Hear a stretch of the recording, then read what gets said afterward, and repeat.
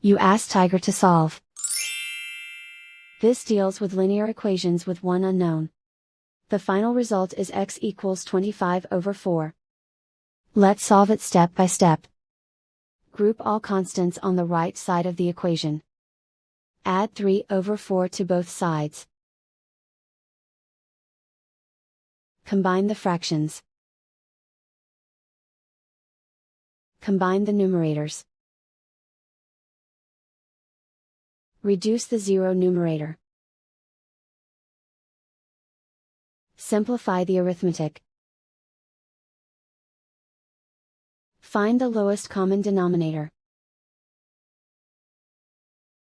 Multiply the denominators.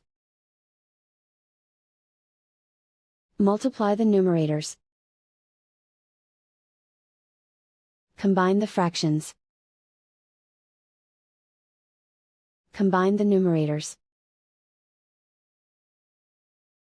And so the final result is x equals 25/4.